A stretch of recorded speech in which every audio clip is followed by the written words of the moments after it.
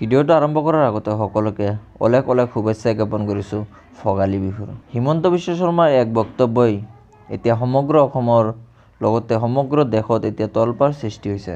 তেওঁ জনায় যে হিন্দুসকলে কেতিয়াও মছজিদ গীৰ্জা ভঙা নাছিল। অৱশ্যে মন্ত্ৰীজনে এনে বক্তব্যৰ পিছত একাংশ বিধায়কে তেওঁক উভতি ধৰি কয় যে বাবৰি মছজিদ তেনেহ'লে কোনে ভাঙিলে।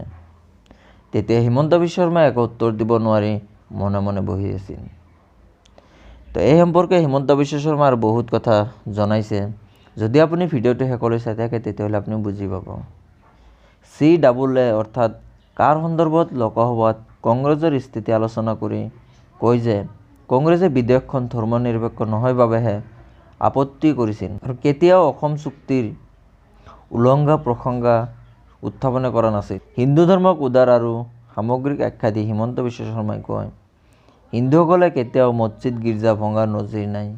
অৱশ্যে মন্ত্ৰীজনৰ এই মন্তব্য হস্তক্ষেপ কৰি বাবৰি মছজিদ কোনে ভাঙিছিল বুলি উভতি ধৰে একাংশ বিধায়কে। হিন্দুত্বৰ উদাৰতা কথা আখৈ ফুটা হিমন্ত বিশ্ব শৰ্মাই কৈ গ'ল, হিন্দুৱে কেতিয়াও মন্দিৰ মছজিদ সত্ৰৰ মাটি বেদখল কৰা নাই। হিমন্ত বিশ্ব শৰ্মাই সদনত একাংশ মুছলমান লোকৰ মনোবৃত্তি উদঙাই দিবলৈ জমিয়ত উলেমা হিন্দ অসম চুক্তিৰ ৬ নং দফা ৰূপায়ণৰ পৰামৰ্শ কমিটিক দিয়া স্মাৰক পত্ৰ একাংশ পঢ়ি শুনায়। আৰু ইয়াৰ লগতে তেওঁ আৰু জনায় যে তেওঁৰ বিৰুদ্ধে ইতিহাস অপব্যাখ্যা কৰি তেওঁক বিদ্ৰোহী কৰি তোলাৰ কথা কয়। এইখিনিয়ে আছিল সদনৰ মজিয়াত তলপাৰ সৃষ্টি কৰা ভাষণ। তো ভিডিঅ'টো যদি ভাল লাগিছে লাইক কৰিব, কমেণ্ট কৰিব, শ্বেয়াৰ কৰিব, চেনেলটো ছাবস্ক্ৰাইব কৰি দিব।